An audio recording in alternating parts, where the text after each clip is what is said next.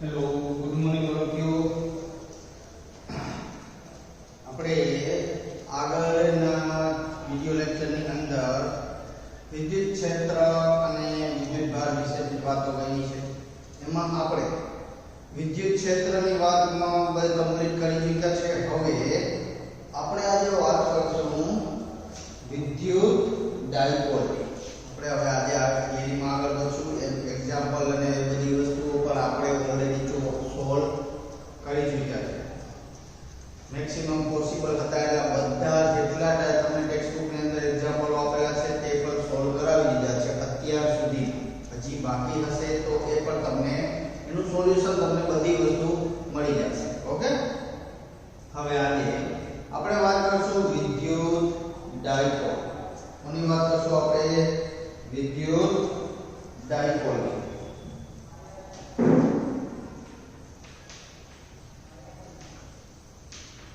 વિદ્યુત ડાયપોલ અથવા ડાય.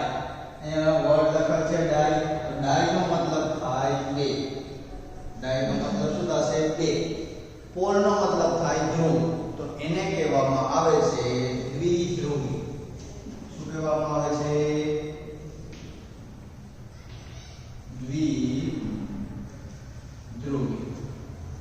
બરોબર છે? એને કહેવામાં આવે છે દ્વિધ્રુવી. ડાય મતલબ બે, બે એટલે કે દ્વિ, પોલ મતલબ ધ્રુવ. તો દ્વિધ્રુવી પણ એને કહેવામાં આવે છે. જો વિદ્યુત ડાયપોલ હતું એ સમજવા પહેલા જ આપણે વિદ્યુત ક્ષેત્રની ચર્ચાઓ કરી છે. આગળ તો વિદ્યુત ક્ષેત્રમાં આપણે શું ભણી ગયા હતા કે બે વિદ્યુત ભાર હોય તો એને બીજા વિદ્યુત ભારને એની સ્ત્રોત વિદ્યુત ભાર એક હોય અને બીજો પરીક્ષણ વિદ્યુત ભાર હોય. આપણે પરીક્ષણ વિદ્યુત ભારને એની નજીકમાં લઈ આવીએ તો એ બંને વચ્ચે બળ લાગશે. બળના કારણે તેની આસપાસમાં વિદ્યુત ક્ષેત્ર ક્રિએટ કરશે. જે આપણે દેખાતું નથી પણ વિદ્યુત ક્ષેત્ર ક્રિએટ કરે છે. ઓકે, આ વસ્તુ છે. પછી હવે પદાર્થને તમે જે આપણી પાસે વિદ્યુતભાર છે તેને આપણે દૂર કરી દેશું, તે છતાં તેમાં વિદ્યુત ક્ષેત્ર તેની આસપાસમાં રહેલું હશે. ઓકે, આ કોન્સેપ્ટની આપણે વાત કરીએ તો એ જ વસ્તુ આપણે અહીંયા આવશે. આપણે અહીંયા વાત કરીએ દ્વિધ્રુવી. તો દ્વિધ્રુવી માટે ધારો કે મારી પાસે એક અહીંયા વિદ્યુતભાર છે અને બીજો વિદ્યુતભાર અહીંયા છે. બરોબર છે? એક વિદ્યુતભાર અહીંયા છે અને બીજો અહીંયા છે. ધારો કે આ જે વિદ્યુતભાર છે એને હું રાઉન્ડ થી દર્શાવું બંનેને, તો ધારો કે આ મારી પાસે ધન વિદ્યુતભાર છે અને આ મારી પાસે ઋણ વિદ્યુતભાર છે. બરોબર છે? અને બંનેના મૂલ્યો q છે અને આ માઈનસ q છે. એ રીતના q અને માઈનસ q. ઓકે, હવે આ બંને વિદ્યુતભારોને કોઈ એક આ જે વસ્તુ તમે દર્શાવો છો એ બંને વિદ્યુતભારો વચ્ચેનું શું દર્શાવે છે? અંતર દર્શાવે છે. તો એ અંતર 2a કેટલું હોય? 2a જેટલું.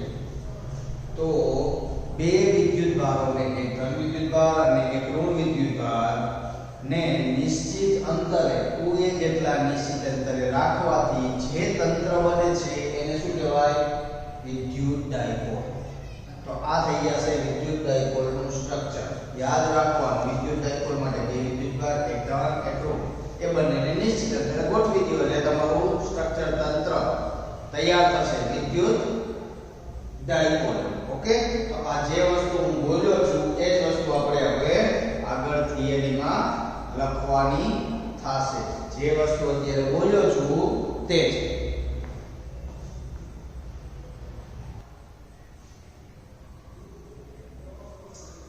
તો હવે એની વ્યાખ્યા લખવી અમારે તો સમાન મૂલ્યના આપણા જે વિદ્યુતભારો કેવા મેં ધારેલા છે? સમાન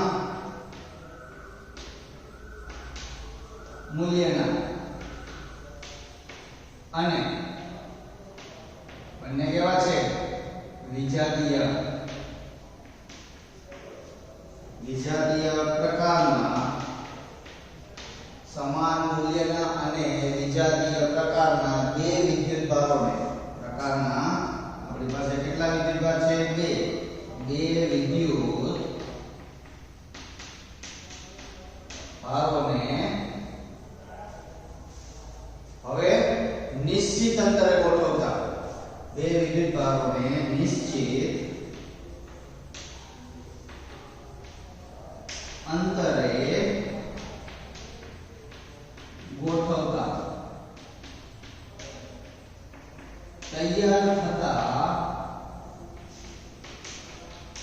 તંત્રને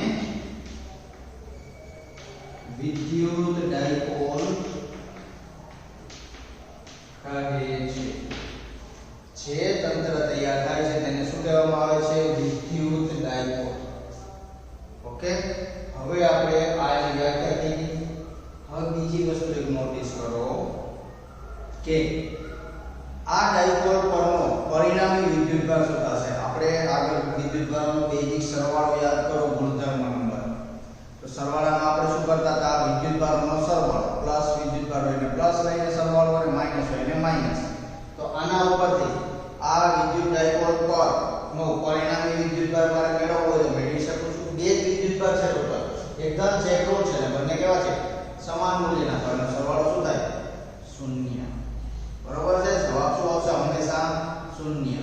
તો વિદ્યુત ડાયપોલ પરનો અથવા તો ડાયપોલ પરનો વિદ્યુતભાર, ડાયપોલ પરનો વિદ્યુતભાર અથવા તો કુલ વિદ્યુતભાર જવાબ આવશે તમારો શૂન્ય. જવાબ શું આવશે? શૂન્ય.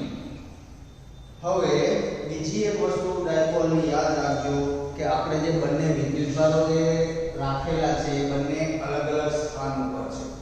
તો અલગ અલગ સ્થાન ઉપર છે એનો મતલબ એનો પરનો વિદ્યુતભાર 0 હશે પણ વિદ્યુત ક્ષેત્ર શૂન્ય નહીં હોય. વિદ્યુત ક્ષેત્ર તો રહેવાનું છે, એક કોઈ દિવસ બદલાશે નહીં.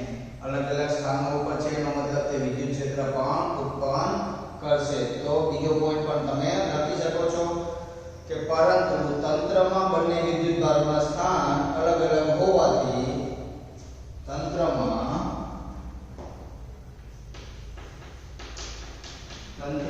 વિદ્યુતભારોના સ્થાન અલગ અલગ હોવાથી શું થશે? આ તંત્ર શું કરશે? વિદ્યુત ક્ષેત્ર ઉત્પન્ન કરશે. હોવાથી આ તંત્ર વિદ્યુત ક્ષેત્ર ઉત્પન્ન કરશે. બરોબર છે? આ તંત્ર શું કરશે? વિદ્યુત ક્ષેત્ર ઉત્પન્ન કરશે. તો વિદ્યુત ડાયપોલ અથવા તો દ્વિધ્રુવીય માટે આટલી વસ્તુઓ આપણે યાદ રાખવાની છે.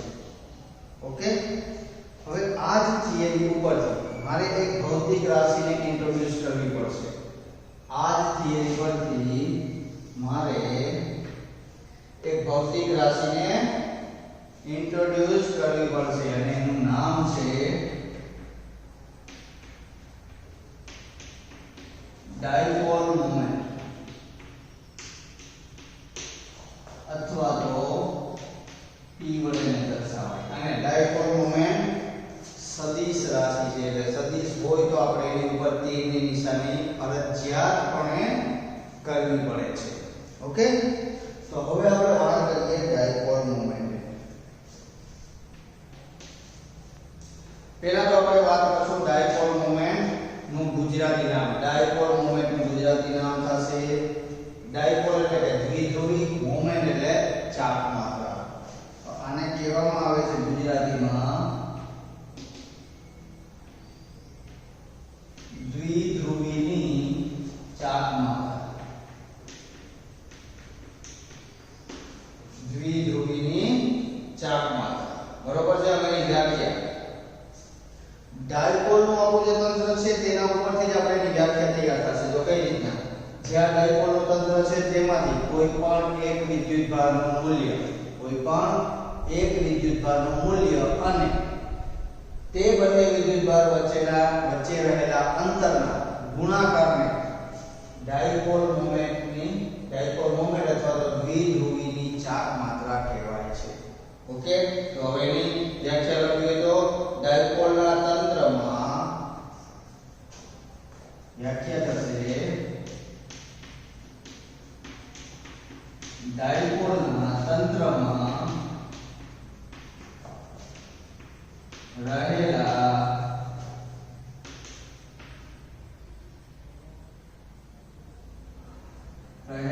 એ વિદ્યુત ભારો માંથી કોઈ પણ એક વિદ્યુત ભારનું મૂલ્ય, કોઈ પણ એક વિદ્યુત ભારનું મૂલ્ય તથા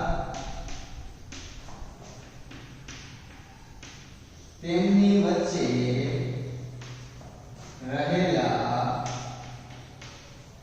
વચ્ચે રહેલા અંતરના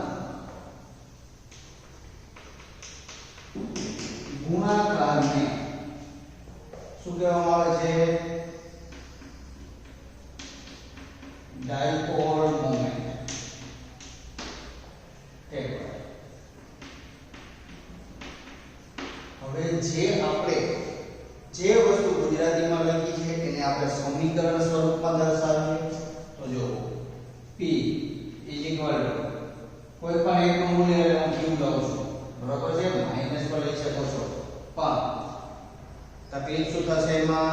માઈનસમાં આપણે ખાલી મૂલ્યની વાત કરીએ છીએ, તો મૂલ્યમાં તો બંને સેમ જ છે ને, ખાલી ધર અને ઋણ છે તો બંનેના મૂલ્ય તો સેમ જ આવશે. જવાબ પ્લસ Q, એટલે કે Q ઇન્ટુ અંતર કેટલું છે? 2 છે, બરોબર છે? આ તો તમને શું દર્શાવે છે? મૂલ્ય, બરોબર છે? હવે મારે આને બીજી રીતે લખવું હોય તો પણ લખી શકું છું. સદિશ P = 2Q into A લખી શકો છો. 2Q into A આ રીતે આપણે સદિશ સ્વરૂપે પણ દર્શાવી શકીએ છીએ. હવે આપણે વાત કરશું સદિશ છે તો એના મૂલ્યની તો વાત કરી, આ એનું મૂલ્ય દર્શાવે છે. હવે આપણે બીજી વાત કોની કરવાની? દિશા. હવે બીજી વાત કરશું આપણે દિશાની. તો જો એની દિશા હંમેશા ડાયપોલ મોમેન્ટની દિશા થશે માઈનસ વિદ્યુતભાર થી પ્લસ વિદ્યુતભાર તરફ. આ કોની દિશા થશે? P. ડાયપોલ મોમેન્ટની દિશા માઈનસ q વિદ્યુતભાર થી પ્લસ q વિદ્યુતભાર તરફની હોય છે. તો દિશા શું થશે?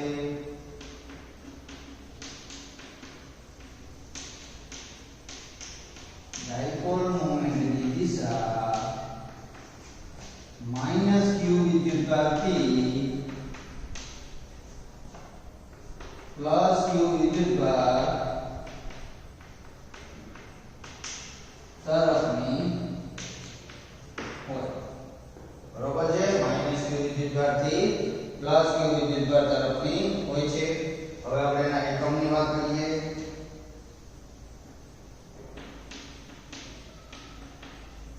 એકમ તો આપણે લખી શકીએ છીએ અહીંયાથી q * 2a છે તો q શું થશે? ચાર્જ એટલે કે કુલમ્બ,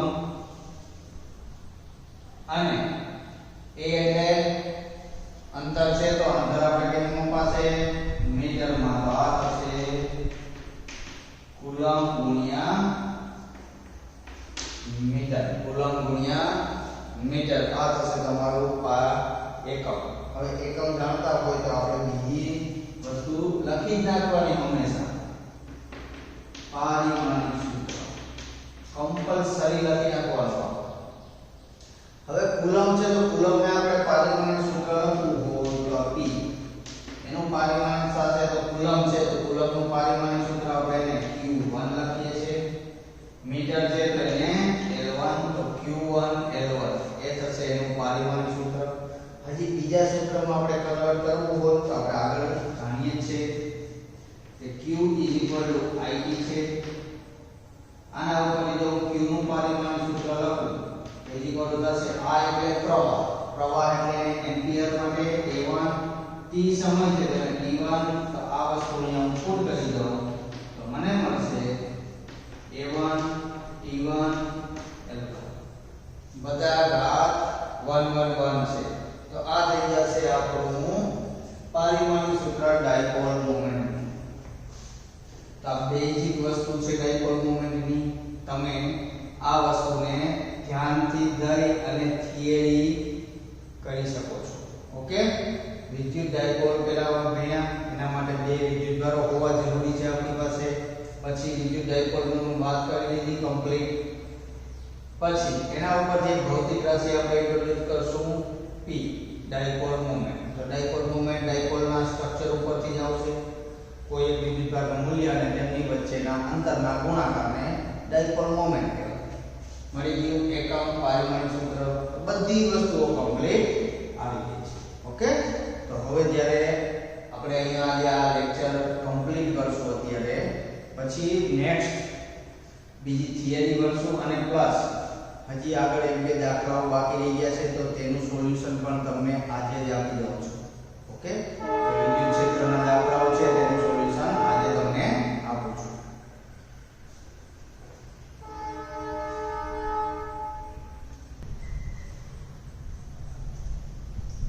હવે સ્વાધ્યાયની અંદર આપેલો 33મા નંબરનો દાખલો.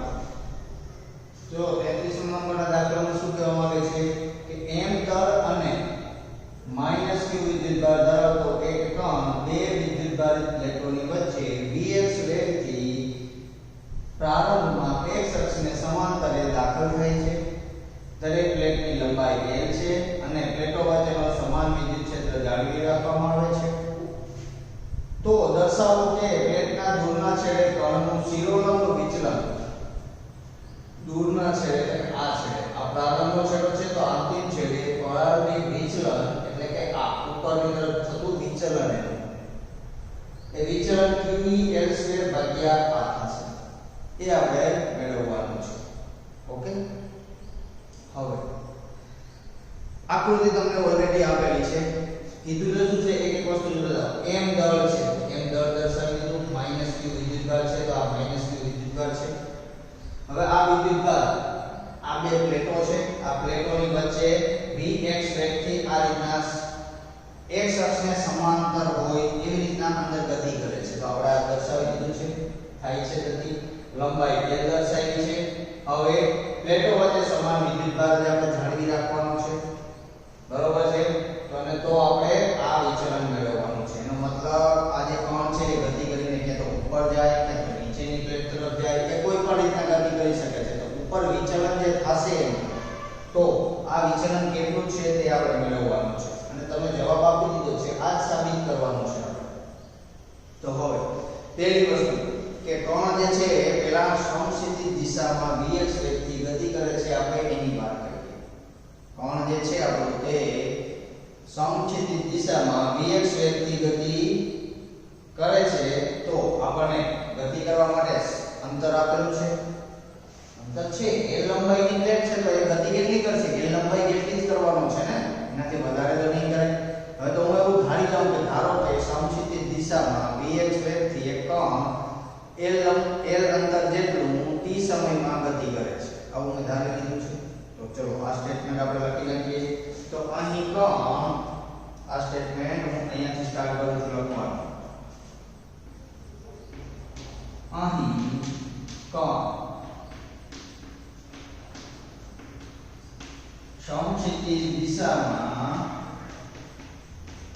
અહીં કણ સમક્ષિતિજ દિશામાં vx જેટલા વેગથી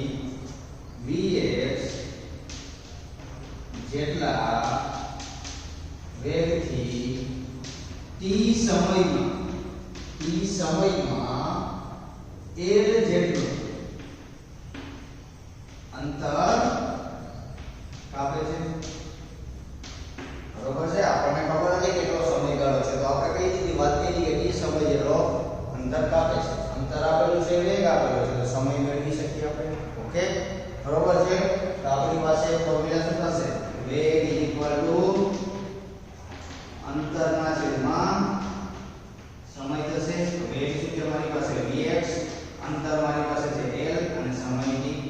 તો વેગ તમને મળી ગયો આના ઉપરથી. આના ઉપરથી તમારે સમય મેળવવો હોય તો મેળવી શકો છો. સમય t l/vx. આ એક વસ્તુ આપણે નોટિસ કરી કે વેગ થી આ રીતના થાય છે, અંતર છે, વેગ છે, એના ઉપરથી આપણે સમય એક વસ્તુ મેળવી લીધી. હવે બીજી વસ્તુ, કણ જે છે, હવે આપણે કણને બીજું શું કરાવીએ છીએ?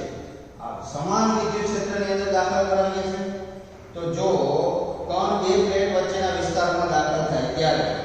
વિદ્યુત ક્ષેત્રની હાજરીને કારણે તેના પર વિદ્યુત ક્ષેત્ર આપણી પાસે કેવું છે એક સમાન છે તો વિદ્યુત ક્ષેત્રની હાજરીને કારણે વિરુદ્ધ દિશામાં શું લાગશે બળ લાગશે તો જે એની દિશા છે એનાથી એને વિરુદ્ધ દિશામાં બળ લાગશે તો બળ કેટલું લાગે F q E જેટલું વિદ્યુત ક્ષેત્રની વ્યાખ્યા કરો જ્યારે વિદ્યુત ક્ષેત્રની હાજરી હોય ત્યારે તેના પર લાગતું બળ F q E જેટલું હોય તો આ સ્ટેટમેન્ટ આપણે લખી નાખીએ કે જ્યારે કણ સમક્ષિતિજ દિશામાં જ્યારે કણ હવે આ સ્ટેટમેન્ટ કે જ્યારે કણને બે પ્લેટ વચ્ચેના વિસ્તારમાં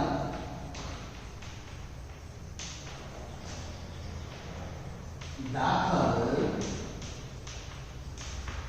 કરવામાં આવે ત્યારે વિદ્યુત પ્લેટ જે છે એની વચ્ચે શું રહેલું છે વિદ્યુત ક્ષેત્ર તો ત્યારે વિદ્યુત ક્ષેત્રની હાજરીને કારણે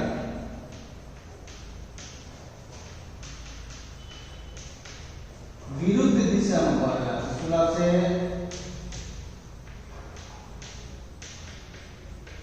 વિરુદ્ધ દિશામાં બળ લાગશે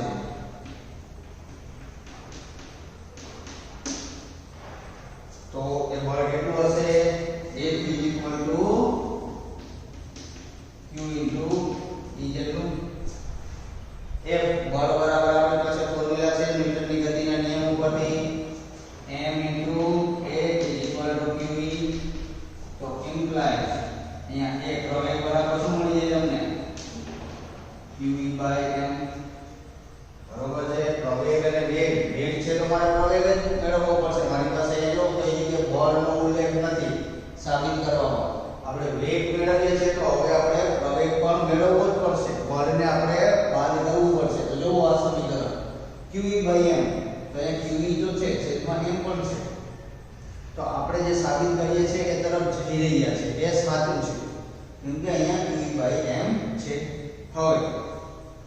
હવે આપણે સમય આવ્યો છે આપણી પાસે પ્રવેગ છે તો આપણે શું કરવું પડશે ધોરણ 11 નું ચેપ્ટર એક જ વસ્તુ વેગ પ્રવેગ અને સમય આવે તો અચળ પ્રવેગી ગતિના સમીકરણ અચળ પ્રવેગી ગતિના સમીકરણ બરોબર છે તો એનું સમીકરણમાં આપણે લગાવવું હોય તો કઈ રીતના લાગશે આપણે વાત પહેલા જ કરી કઈથી અહીંયા પહોંચવા માટે કેટલી સમય લાગે છે બરોબર છે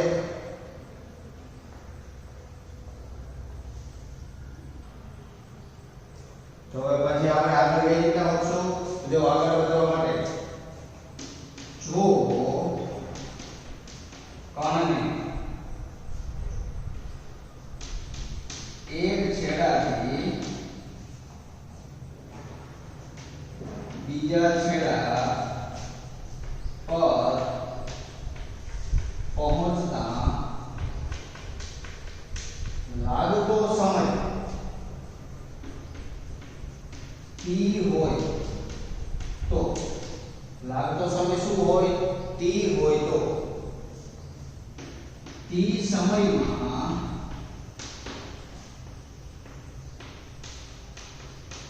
શિરોલંબ દિશામાં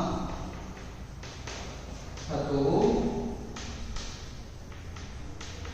સ્થાનાંતર તો આપણે જે અચળ પ્રવેગી ગતિના સમીકરણો જાણીએ છીએ તેમાં આપણે સ્થાનાંતરનું સમીકરણ ઓલરેડી જાણીએ છીએ બરોબર છે તો સ્થાનાંતરનું આપણે સમીકરણ જાણીએ છીએ તો એ સમીકરણ કેવું થશે y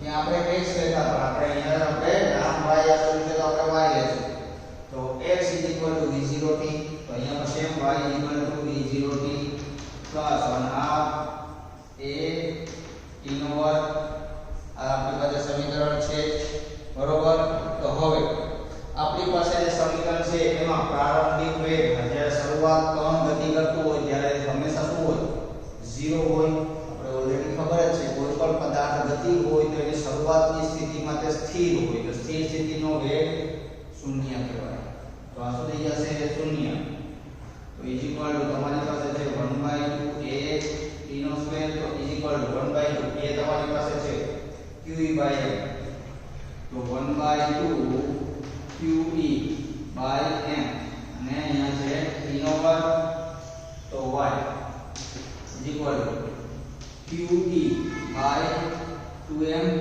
t નો વર્ગ તો t આપણી પાસે છે તો l²/vx નો વર્ગ તો આપણું જે સમીકરણ જે પૂછ્યું છે qe l² ના છેદમાં 2m vx નો સ્ક્વેર તો આ જે આપણે સમીકરણ સાબિત કરવાનું હતું એ થઈ ગયું ઓકે તો આ જે દાખલો છે એ આપણે આ પ્રમાણે ગણવાનો છે શરૂઆત આપણે કરી હતી જે પદાર્થનું આપણે સ્થાનાંતર કર્યું છે તો આપણે વેગ પ્રવેગના સમીકરણો યુઝ કરવાના અને અચળ પ્રવેગી ગતિના સમીકરણો હજી ના કર્યા હોય તો હજી કરી લેજો હજી ઘણી બધી જગ્યાએ યુઝમાં આવશે સમય વેગ પ્રવેગની વાત આવશે એટલે અચળ પ્રવેગીના સમીકરણો ઉપર આપણે કમ્પલસરી જવું પડશે ઓકે હવે સ્વાધ્યાયમાં 34 નંબરનો જે દાખલો છે સેમ ટુ સેમ જ છે બરોબર છે હવે આપણે એના વિશેની ચર્ચા કરીએ ત્યાં સમીકરણનો ઉપયોગ આવે છે અને સેમ ટુ સેમ દાખલો છે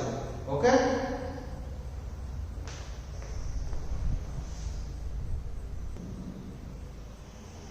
તો જો હવે તમે 34 નંબરનો દાખલો જોઈ શકો છો આ ટાઈપનો છે રકમ સેમ ટુ સેમ જ છે કે vx વેગથી ગતિ કરે છે d અનુવાદને આપેલું છે d આ લંબાઈ આપેલી છે આખી અને એ વિદ્યુત ક્ષેત્રનું મૂલ્ય પણ આપેલું છે બરોબર હવે તમને પૂછ્યું છે તમે રકમ તમારી પાસે ટેક્સ્ટ બુકમાં છે જોઈ શકો છો તો રકમમાં તમને કીધું છે કે ઇલેક્ટ્રોન જે ગતિ કરે છે તે ઉપરની પ્લેટને ક્યારે અથડાશે ત્યારે આ લંબાઈ આપણી પાસે ઓલરેડી છે l તો એ ઉપરની પ્લેટને ક્યારે અથડાશે અને આ જે ગતિ છે તે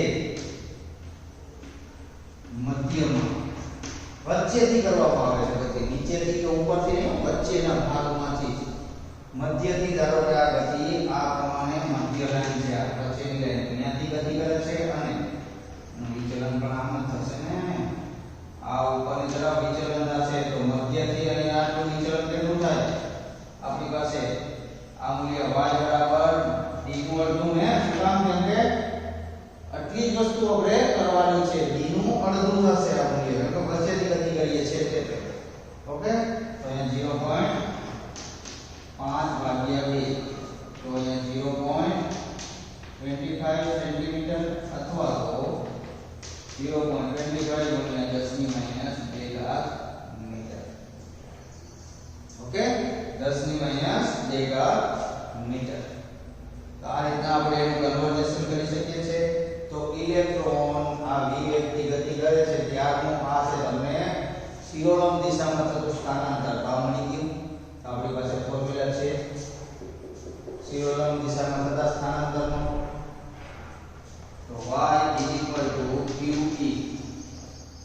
l² ના છેદમાં 2m vx નો સ્ક્વેર આપણને ઇલેક્ટ્રોન આપેલો છે તો આ q નું મૂલ્ય છે આપણી પાસે ઓલરેડી જાણીએ છીએ m શું દર્શાવે દળ તો દળ ઇલેક્ટ્રોનના દળનું મૂલ્ય છે આપણી પાસે ઓકે y મળી ગયા આપણને જે શિરોલંબ દિશામાં થાય છે વિચલન એ બરોબર બધી વસ્તુ આપણે વિદ્યુત ક્ષેત્ર છે ખાલી નથી શું l નથી લંબાઈ નથી તો લંબાઈ મેળવી શકીએ લંબાઈને સૂત્રનો કરતા બનાવો તો l નો square equal to 2ym vx નો સ્ક્વેર ના છેદમાં q * e બધાના મૂલ્યો મૂકી દો 2 ગુણ્યા y એટલે 0.25 ગુણ્યા 10 ની માઈનસ 2 ઘાત ગુણ્યા m એટલે ઇલેક્ટ્રોનનું દળ છે 9.1 ગુણ્યા 10 ની માઈનસ 31 ઘાત vx નો વર્ગ 2 નો વર્ગ 4 થશે અને ગુણ્યા 10 ની 12 ઘાત છેદમાં e q 1.6 ગુણ્યા 10 ની માઈનસ 19 ઘાત અને e નું મૂલ્ય છે આપણી પાસે 9.1 ગુણ્યા 10 ની 2 આનું કેલ્ક્યુલેશન કરી શકો છો કેલ્સી છે તમારી પાસે લાસ્ટમાં એનું વર્ગમૂળ લઈ લેજો લાસ્ટમાં એનું શું લેશો વર્ગમૂળ તમારો જવાબ આવશે 11.2 ગુણ્યા 10 ની માઈનસ 3 ઘાત અને એકમ મીટરમાં કેમ કે અંતર છે ઓકે, અને અથવા તો 11.2 મિલીમીટર.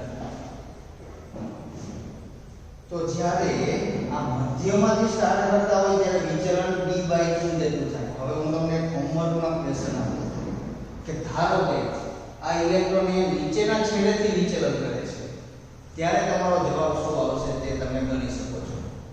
નીચેના છેડેથી ગતિ કરે છે અથવા તો ઉપરના છેડેથી ગતિ કરે છે તો તેનું વિચલન તો નીચેની તરફ વિચલન થશે, નીચેથી કરે છે તો ઉપર થશે, તો ઉપર d જેટલું થશે, આ જેટલું આખે આખું આવી જશે. ઓકે, એટલે આ તમે હોમવર્કમાં ગણતરી કરી શકો છો. તો આજે આપણે અહીંયા આપણો આજે વિડિયો લેક્ચર છે એ કમ્પ્લીટ કરશું. ઓકે, કોઈ પણ પ્રકારના ડાઉટ્સ હોય તો મારા નંબર છે તમારી પાસે.